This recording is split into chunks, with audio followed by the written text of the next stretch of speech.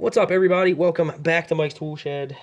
Back home, back from vacation, and as awesome as that vacation was, and as sad as I was to see it end, I was a little bit excited about coming home because I knew what was waiting for me when I got there, and that was a box of Klein Tools.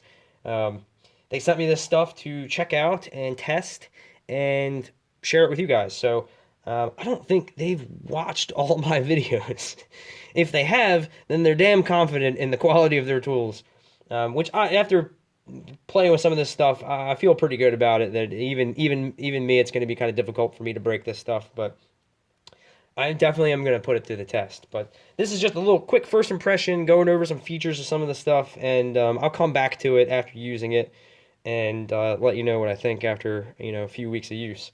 But the one thing I did get to use today already was this flashlight, and this is basically the flashlight I've been waiting for somebody to make for years, and it's for one simple fact. There's just one simple feature that I absolutely love about it, and it is the magnet on the end. That magnet is, I'm going to call this, in scientific terms, a ridiculously strong magnet for a flashlight. That's where other companies go wrong. They cheap out and they get a magnet just strong enough to hold the weight of the flashlight, and you need more than that. If you're going to beat on something or bang on something or jostle it, this thing's going to stay put. And I can demonstrate that here with these pliers here. So it sticks on there pretty good, and it does not want to come off. You really gotta try to get that thing to come off.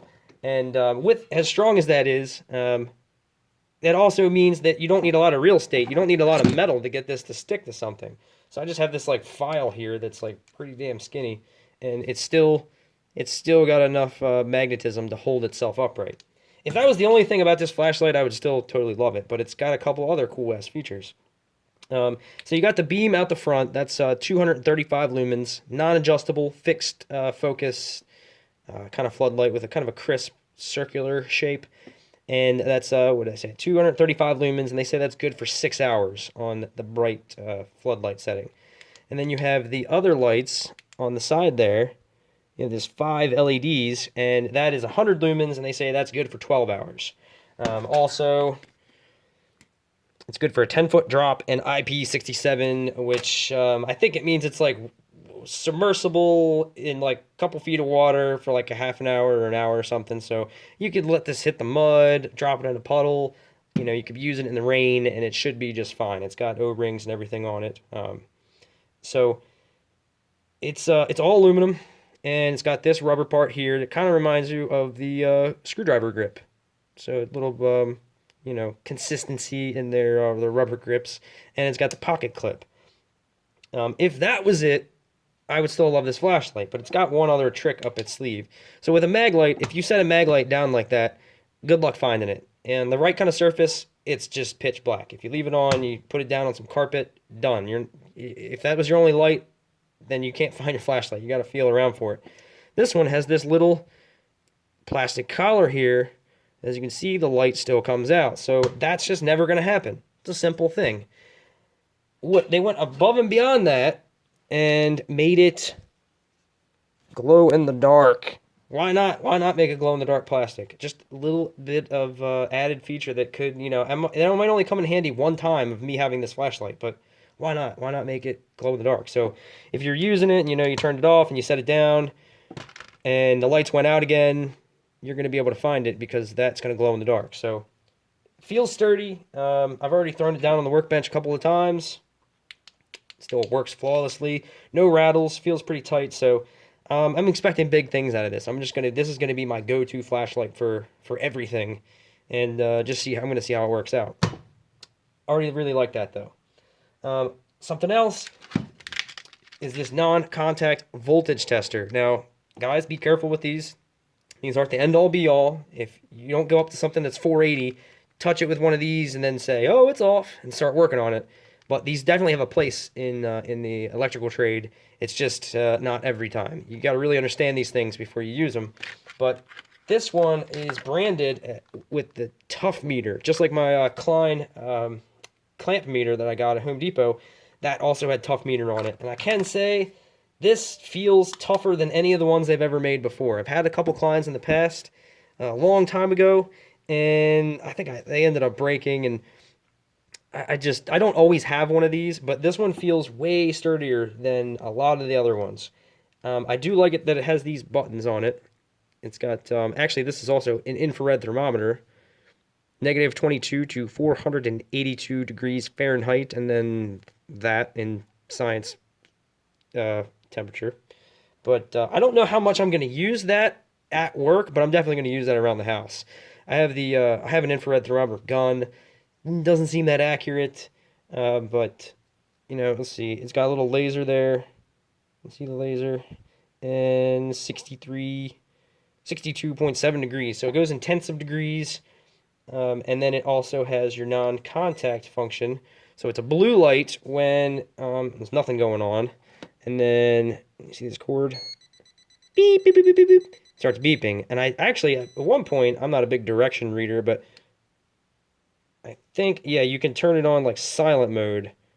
So there it just blinks red. You can see that. There you go. No beeping. So you got that option. You're working in an old folks home or something like that, or hospital. You can silence it if you have to. Or you can have it beep and go set it where you need to. Oh, I gotta look into that. It does some different beeping, so I'm going to read the directions on this before I use it. Yeah, you can usually trick these things by like rubbing them across your hand or your clothes. But it feels really well built, but way better built than a lot of the other ones that I've tried. There we go. So it does double duty. Really great for HVAC guys. If you just real quick, you're pretty sure something's off. You shut the disconnect off. Just double, triple check. Make sure this thing's silent or doesn't change colors when you stick it in the disconnect. Your HVAC unit's not on, and then you can use the infrared tester. I always love tools that do more than one thing, and this really isn't much bigger than your regular pen tester. There we go. Already starting. Also, Ratcheting Stubby screwdriver, and if you've watched some of my other videos, you'll know I kind of hate ratcheting screwdrivers, and I've recently discovered why I hate them, and it's because most of the time I'm using machine screws, and mechanics love ratcheting screwdrivers because they're doing a lot of interior screws and stuff that's like coarse or maybe a little corroded. So you're always going to have tension on the screw. That's why it doesn't work for me. Once you break the torque of it being fastened, the ratcheting mechanism's no more good because it's just such you could take it out with your fingers at that point. But this one does lock in the middle. You have ratchet, locked. So you don't have to use it as a ratchet, but I can see this as being a benefit. Tightening some wires down in a tight spot. You got a stubby, you're going to be in a tight spot, and just having that ratchet action might make it a little bit easier. So I don't have to use it, and this is going to go in the kitchen drawer. I do love this little stubby, the little multi-stubby. It's only a little bit bigger than the standard one, and it's a 6-in-1 like that. You got two sizes of square tip Robertson's 1/4-inch nut driver. And then you have Phillips, a flathead that'll be good for plate screws or smaller flatheads, and then the 5/16. So, I'm not one for ratcheting screwdrivers, but I can see where this is going to have a place, and you don't have to ratchet it, only if that comes in handy, so you can turn that off. So we got that. Another thing that I always look at Home Depot, and I just never pulled the trigger on because I thought it was gimmicky or I never thought they worked that well, is this Magnetizer Demagnetizer. And that is MAG2. It's easy enough to remember. And actually playing with it, let's see here. It actually does a way better job than I thought it would. I didn't read the instructions. It doesn't, it's pretty self-explanatory. It says magnetize. And I think you got to pull it all the way out. 2 or 3 times. I've been playing with it, and 2 or 3 times is about as much as it's going to get magnetized, and works pretty good. If you really gotta reach and somewhere screwed up, and you just that little bit of magnetism would help you out. This is gonna help out. I just got to remember that I have it and try to come up with situations where I need to use it. On the other hand, if you got something magnetized and you don't want it to be magnetized, this has the demagnetizers on it. 3 different sizes here, and a couple passes through that, 2 or 3. and now nothing. So I'm going to clip this onto my tool bag, try to remember that I have it, and I'm sure that's going to come in handy. More often than not, I want to demagnetize something, but as strong as it makes it magnetic, I got to keep that in mind too. These bags also, this comes in a kit of 2. These are their stand-up zipper bags. These are 55470. This is a 6.5 and a 7.5. It comes with this little carabiner. Not for climbing, not for human support. That's the 2018 way of saying that. And then I'm guessing once you get some weight in them, they have kind of a flat bottom, and they're just going to stand right up for you once you put some stuff in there. Just going to put this one on my little tool bag and this one on my big tool bag and see how it goes. I have another Klein zipper bag, and it's way thinner than, it feels like it's a lot thinner than this one is. And I was kind of worried about it, like it wasn't going to hold up. And I've been beating the hell out of it, and it's been holding up fine. These are even thicker than the other one that I have.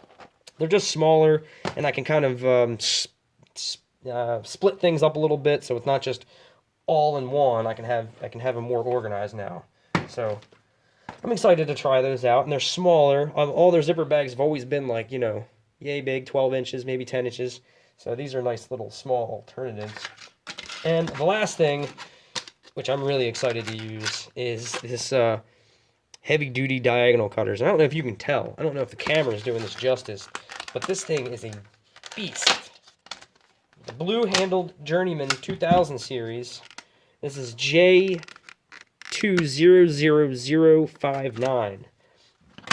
So I don't know if you're looking at those, they might just look like regular side cutters or dikes or diagonal cutters, but here's the kind that I always use. Whether it's got the little extended high leverage handles or not, this is the kind I always use. That's the new ones. They're freaking huge. On the package it says, I'm not really sure. I should have looked this up. ACSR. It will cut screws, nails, and hardened wire, like piano wire. So that's pretty much everything.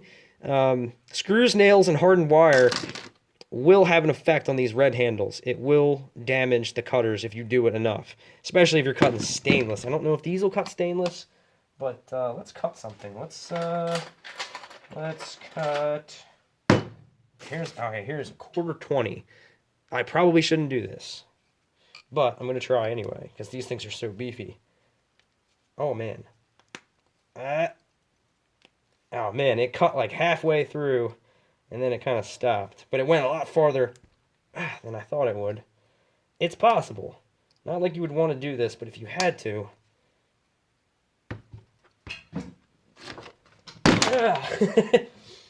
So, I mean, that was a very extreme example.